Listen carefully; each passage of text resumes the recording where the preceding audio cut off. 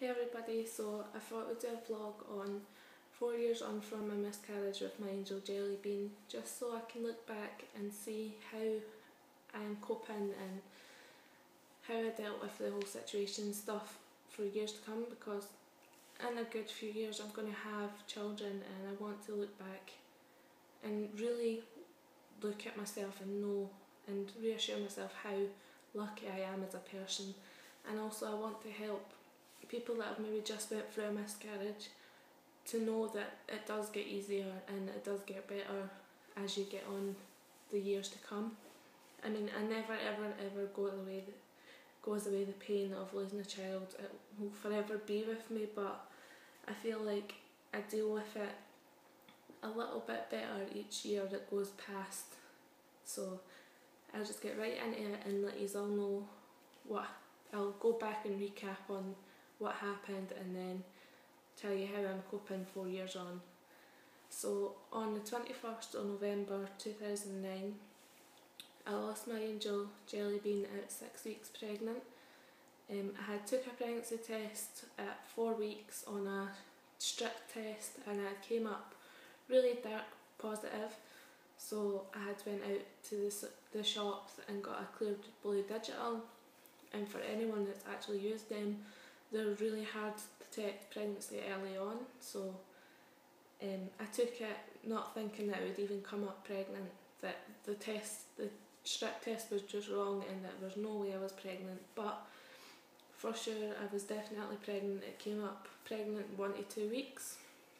So I booked my doctor's appointment, and by the time I got to my doctor's appointment she done a test to confirm the pregnancy.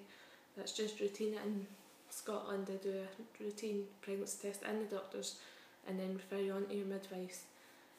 That test actually came back like a faint positive, and I was really worried at that point because I'd already had 2 miscarriages, so I knew that going from a dark pregnancy test to a light or pregnancy test was not a good sign. But she reassured me that miscarriages do happen to a lot of women. It just isn't talked about, and that it probably wasn't that my chances weren't any higher because I'd had 2 previous miscarriages. That it was just maybe because it was earlier on and that the test wasn't strong enough, which I knew in my head, well, if it's coming up on drugstore tests really positive, then the doctor's ones are surely like a lot better than them, so it should come up the same or darker on them than the doctor's ones.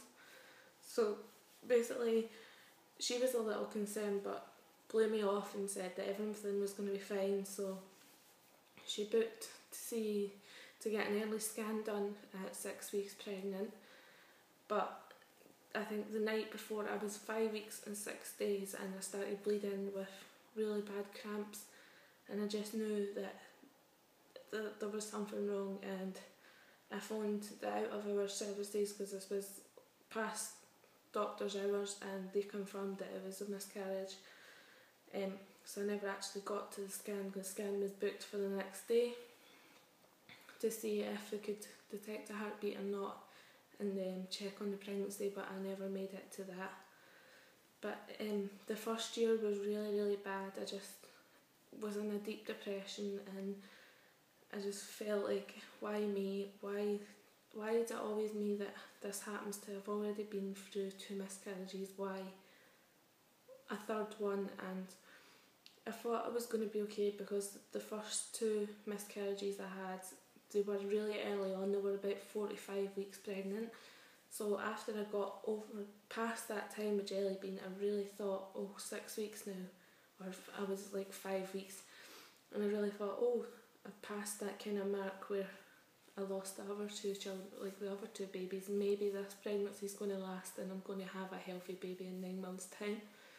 So I had really got it in my head that I was past that danger zone and everything was going to be fine, and then my world came crashing down at 6 weeks pregnant. So at the time I had no one to talk to. I had a few girls online that I used to talk to about it, but no one really liked speaking about it and I tried to speak to my mum about it. She knew that I was pregnant, but she never really knew what to say, so she kind of just tried not to talk about it to me. And my boyfriend at the time was really unsupportive, and he started like disappearing and stuff. We were living together at the time, and he started disappearing and staying out overnight and stuff like that. So I really had no support network, and I was in a deep depression for a long time about it. By the second year, I was still pretty much the same, and the third year it started to get better. I met Aaron that year, and I actually found out Aaron's birthday was on November 21st. So when I moved down and I moved to meet Aaron on the 21st. I came down on his birthday. I travelled from Scotland to England to meet him for the very first time, and that kind of took away like just sitting and thinking about it all day, because I was so nervous about meeting this new man that could be a future boyfriend and stuff. I mean, we were long distance dating, but we didn't know if we were going to be a genuine couple or not till we actually met. So I was really nervous and excited about meeting him for the first time, and it was his birthday, so I didn't want to like be in that really depressed crying state like I was the previous 2 years when it came up to Jelly Bean's due date. When it came up to when I lost Jelly Bean. So last year was really, I mean, I put on a candle and I still thought about Jelly Bean the whole day, but I tried to hide my emotions because it was Aaron's birthday. I was trying to be happy for Aaron, and I just feel like it was meant to be that I met Aaron and his birthday be on the same day I lost Jelly Bean. It was like somebody's saying to me, don't be sad and don't cry and don't feel terrible on this day anymore, that it's okay to be happy. So I felt really good about that I've got something to look forward to on that day rather than it just be the day I lost my baby. I've actually got Aaron's birthday to look forward to and celebrate with him. This year, 4 years on, I mean, I was still upset. I'm not gonna lie. I still feel like crying most days about it. I still think about it a lot, and I haven't not thought about it. But I mean, I don't get so upset. There's days where I just really think, why me? Why did I have to lose my baby? And there's some days where I think, God, I could have a 3-year-old right now.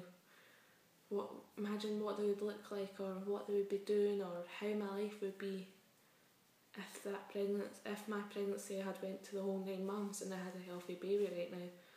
It's mad to think back and look at myself now and be with no children, and then think back to, God, 3 years ago I would have had a baby and I would have a 3-year-old right now, and my life would be so much different. So some days I do have that, and certain little things trigger me off. Like, I could see a cute little baby in the street one day and I'll just think, gosh, that could have been what my baby looked like, or that could have been me pushing that stroller or something like that. Just random days triggers random thoughts, and I mean, I used to get really upset about that, and the first 2 years, every time I saw a baby I would just break down and cry and think, why does that person have their baby and I don't?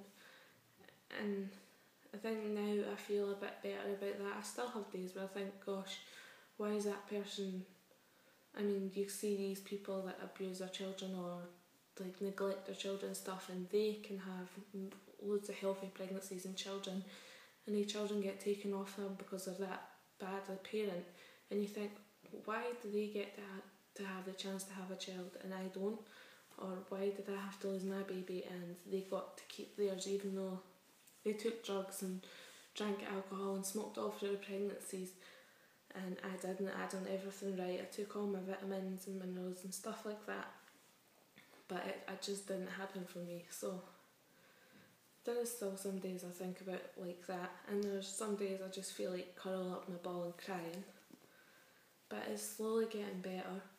This year, on Jellybean's Angelversary is what I call it, was obviously Aaron's birthday again, so we went out for a meal and stuff, but when we came home I lit a candle and I just watched the candle flickering away, and that was my kind of remembrance for Jellybean, that it wasn't like out there and it wasn't going to ruin Aaron's day by making him sad, because it was just a little candle burning in the bedroom. He didn't know any different, and I just watched it flickering away and just thought about my pregnancy and the happy times while I was pregnant and how I felt when I found out I was pregnant and stuff like that, and some sad things as well. But I just try my hardest to think of the positives rather than the negatives nowadays, and I know one day I am going to have a healthy baby, and I've still got Jellybean's little teddies and stuff like that I had got when I found out I was pregnant, and I plan on keeping them, and I've got the scan letter.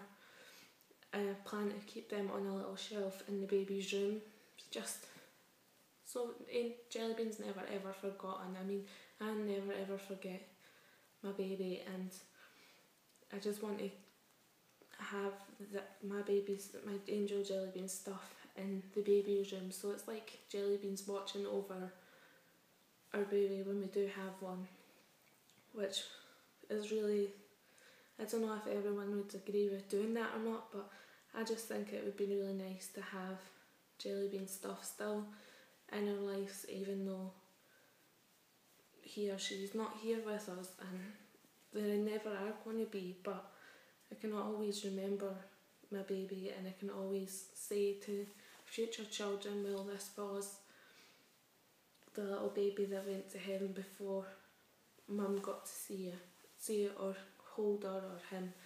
I can always install that into my future children and just let them know that there was a baby before them, and it was much loved and forever loved, and I will never ever forget them. And I think for the rest of my life I'll always mourn the loss of my angel.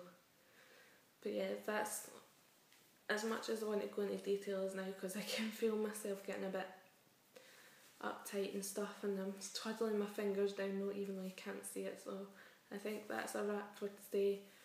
If you want to know any of the details of that, just leave me a message below, a comment below, or even private message me if you want to talk about my miscarriage. And if you're going through a miscarriage and you need somebody to talk to, then just leave me a message and I'll get back to you. I'm there for every one of you and 100% support you all, and I'll be there to talk if you ever need anybody. But thanks for watching, and I'll see you next time. Bye.